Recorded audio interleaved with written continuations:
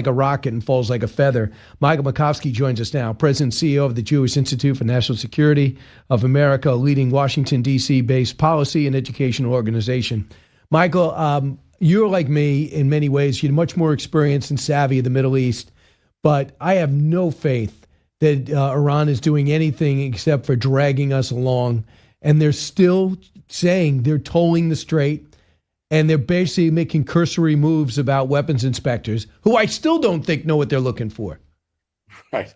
Well, thanks for having me back, Brian. Great to see you. I'm with you. You know, remember the bridge from nowhere? I think these talks are going to be the talks to nowhere. Look, the Iranians say that they're going to control the flow through the Strait of Hormuz. They deny they're going to give an inch about the nuclear. You mentioned the inspections.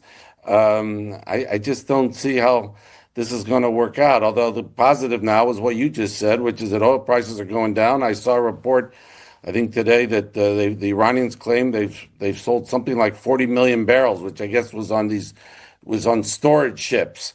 And they're selling it, though, for 20% more than they sold it before the war because there's no sanctions discount right now. Interesting, because the Secretary of Treasury said to me on Tuesday that no one's buying their oil because they're afraid they're going to get sanctioned for it, but you're saying that you've heard differently. Well, no, I just saw it on CNBC, so, I don't know if that's true. The Iranians claiming that, so I don't know, but that's just what I saw. Reported. I mean, so far, when it comes to the Strait, they said they're going to have a 1 week cessation of any violence. And the one reason I believe that is they want to have a huge funeral for their slain Ayatollah. So they don't want to get bombed, and they want to get all their VIPs there, their VIPs of hate, their Hall of Fame of hate. And we have a 4th of July. That's the only reason why I think they might follow through on that, because if they hit us hard, we know what funeral we're going to bomb. Yeah, exactly. I think you're right about that. I think we might have a little respite. And then we'll see whether we go back to a tit for tat again, like we saw recently. I'm not sure that you can weigh in on this, but what have you heard about the rift we now have with Saudi Arabia? Rubio did not go and visit them. They did not show up at the G7 despite being invited. And they're reluctant to give us our bases for Operation Freedom, which only lasted a couple of days because of that. What's the reality with Saudi Arabia and I think Qatar?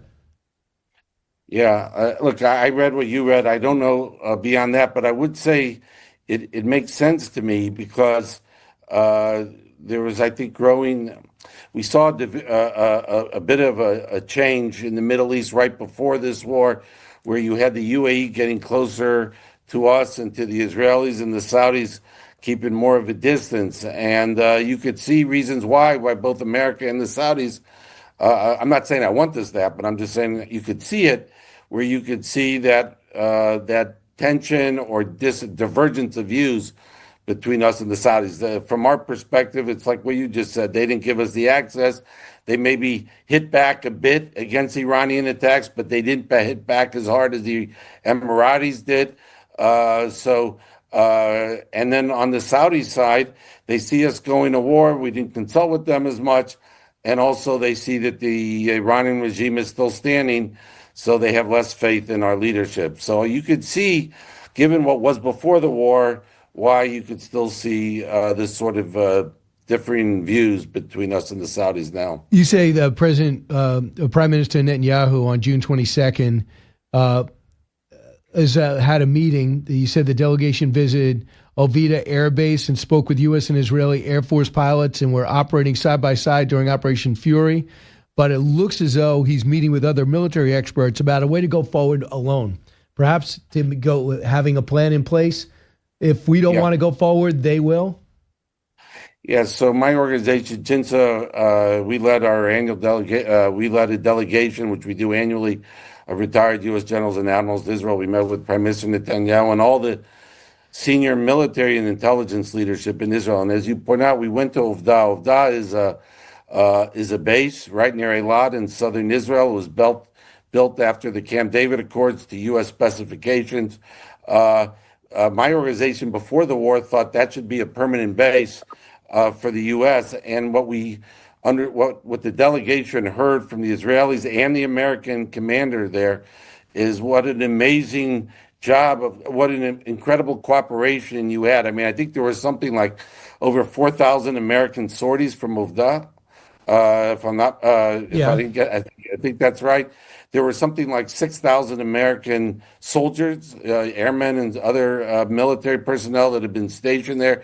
America brought the military brought defensive weaponry, but didn't need it because Israel actually has a very sophisticated air defense weaponry. Of course, it's been augmented recently by the United States with THAADs and so on. So, and unlike what you just referred to about the Saudis, the Israelis give America complete freedom of action.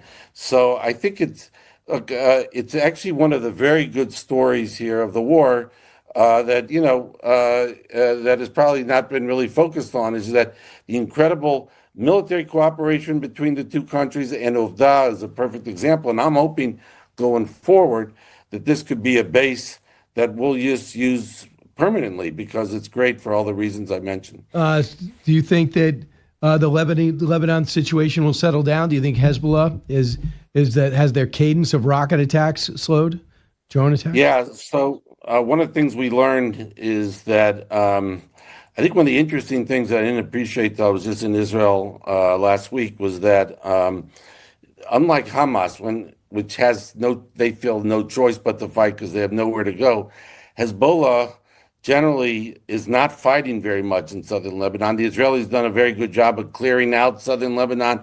Almost all the Shia villages have been moved.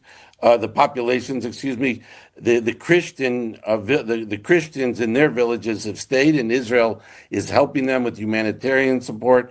But generally, not every time, but where the IDF moves into a town in southern Lebanon, Hezbollah is withdrawing.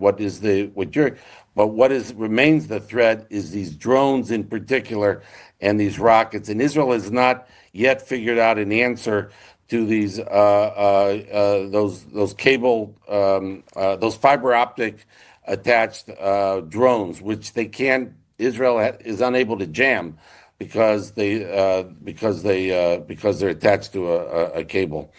And well, yeah. So I mean, it's a problem. Where's the technology to stop that right now? So they're working on it. I've heard I think that's the priority number one now for the IDF right now. I've heard that they're making a lot of progress, that we might see something, but they're in the next couple of months, we'll see if that actually happens.